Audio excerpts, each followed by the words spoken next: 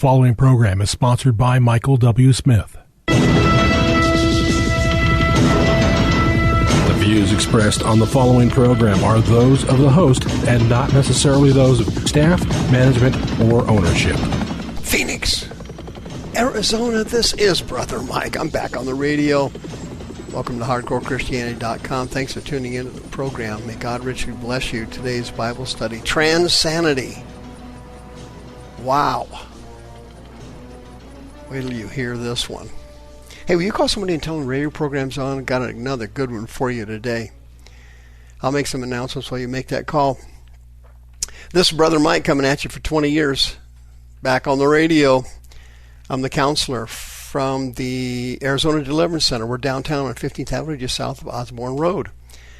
Website, HardcoreChristianity.com. You'll notice we have 2 live services every week. Thursday nights, 7 o'clock. Brother Rick and the Hardcore Ministry team lead us through the best deliverance service of the week. It's quite remarkable. You need to bring someone there quickly and often to be healed or delivered. Friday nights, my teaching service for my radio listeners also starts at 7 o'clock, 10 p.m. on the East Coast. And it's on our streaming service live. Go to youtube.com/houseofhealingaz.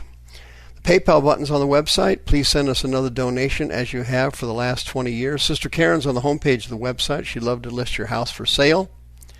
She loves working with born-again Christians. When you go to the website, please sign up for a free seminar. Please sign up for my monthly deliverance and healing class. It's the 4th Saturday of every month at noon in the small sanctuary at the Deliverance Center. Do you need a religious exemption to avoid the jab? Please send me an email, mike@hardcorechristianity.com. I'll send it out right away. If you know somebody who needs to be delivered or healed and can't come to the Deliverance Center, send me an email, mike@hardcorechristianity.com. I will send you the miracle list, the step-by-step list to freedom. Please remember our Zoom deliverance service every Wednesday night at 6 p.m., 9 p.m. on the East Coast. It's live. Send me an email and I'll send you the code and the password. Transanity, that's a term I made up. It's a combination of transgenderism and insanity, and that's exactly what this thing is. As you know, the devil is sweeping the country with transgenderism. It's absolutely unbelievable. Biological men are being housed with female prisoners in prisons and jails. Biological males are playing women's sports. They will soon dominate everything in women's sports and completely wipe it out. All this was predicted by the Bible, 2 Timothy chapter 4. The legendary Apostle Paul says, quote, "The time will come when they will not endure sound doctrine," Greek word didaskalia, that means teaching. "But after their own lusts they will heap to themselves teachers having itching ears." The Greek word for itching there means tickle the ears. It was a phrase obviously used then for the same reason it is now. It's just somebody saying something to you that means it's all nonsense. Quote, "They shall turn away their ears from the truth, and they will be turned to fables," Greek word mythos, myths. Myths. Imagine that. Yeah, you can imagine it. Just take a look at the news every night, and you can't even believe the myths that are running amok in our society now. Transgenderism has now gone the way of homosexuality. What happened to homosexuality in 1973? The American Psychological Association declassified it as a mental illness. The same thing is now happening to transgenderism. In the DSM-4 and the DSM-5, it is now listed as gender dysphoria, and it is not considered to be a mental illness anymore. Well, a couple of years ago, in 2019, a bunch of Belgian scientists got together and did the largest study of transgenderism ever. It's the #1 study in the entire world. They came up with some interesting facts, or what they determined were facts. Number one, they said that only 0.3% of the world's population identifies as transgender. Number two, people who identified as transgender, generally speaking, do it unwillingly because they don't like the social stigma associated with it. Number 3, the study in Belgium, unlike other studies where they just had a few hundred people, this one had thousands of subjects that they followed around day and night and kept track of on a consistent basis for years. And the name of the group is called the European Network for the Investigation of Gender Incongruence. And this group also found, number 4, the fourth thing they found was there is no genetic key documenting transgenderism. And as you well know, scientifically they explored homosexuality over the years and could not find a genetic code or key to what causes homosexuality. And I'll explain that in just a minute. According to their research, science cannot explain whether there are chemical reasons that would cause someone to be transgender. They cannot find any genetic code or key that causes it. The fifth thing the research found out about was that transgenderism is not a mental illness. And by the way, it was voted on by the entire network, and it was unanimous. Nobody thought that transgenderism is a mental illness, and it needed to be declassified to gender dysphoria. Gender dysphoria in the DSM-5 is a concept where someone is dissatisfied emotionally, mentally, or spiritually with their birth gender. And you understand that. It's obvious if you were born a female, the person has some uncomfortableness about being a female and they sense that they should be a male. That's gender dysphoria. It is no longer considered a mental illness.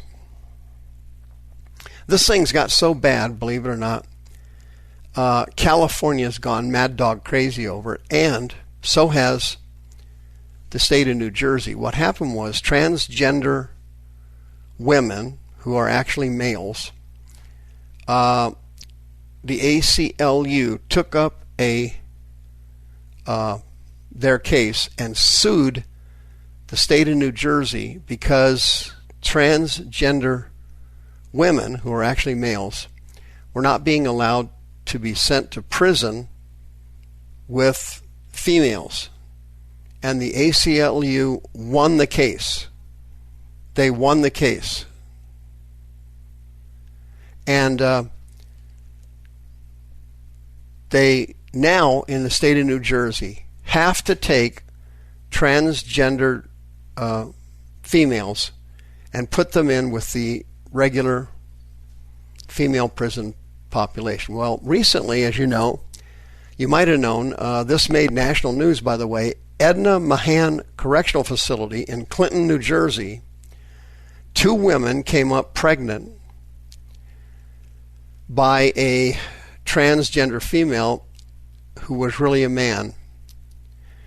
And also, the law in New Jersey states that transgender women are allowed to shower with the other women and go to the same bathrooms the other women go to, and they are not required to have gone through gender reassignment surgery.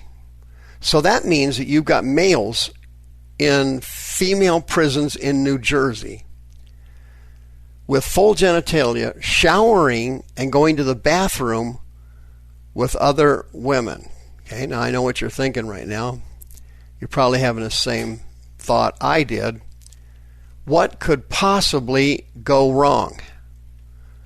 What could possibly go wrong? Okay?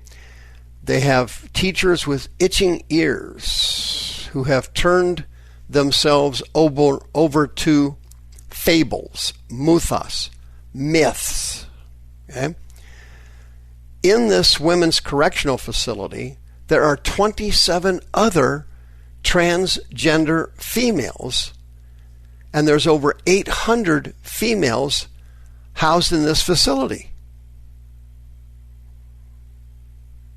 Can you imagine that? What a surprise that only 2 women ended up pregnant. I mean, I would think that they were getting people pregnant in that facility weekly. The correctional officers filed a complaint with the state of New Jersey saying that to housing transgender women causes all kinds of problems for the staff, and that having transgender women in there who have not gone through reassignment surgery and still have their genitals is causing all kinds of stress-related problems among the women prisoners. Well, California is even worse. California, believe it or not, passed a law saying the exact same thing. The entire state has to house transgender females with regular females.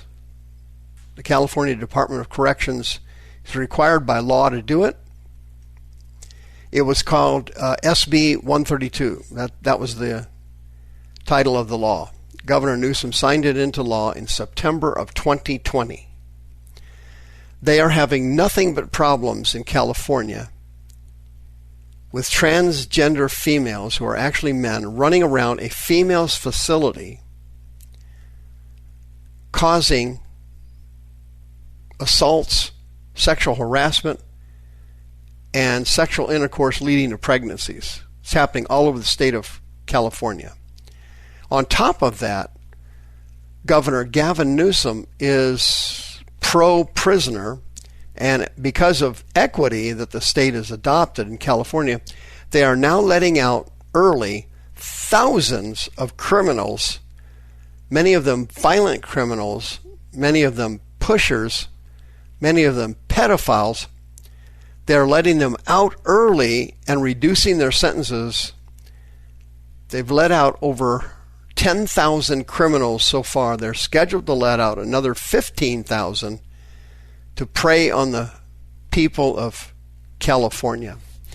Friend, it's time now for you to make major changes in your Christian life. This thing is going down. We're only a few years away from the tribulation and the rapture. This thing's almost on top of us, and you can no longer afford to live a casual, carnal Christian life anymore. If you need help or you need counseling, you can get it free at the Arizona Deliverance Centers.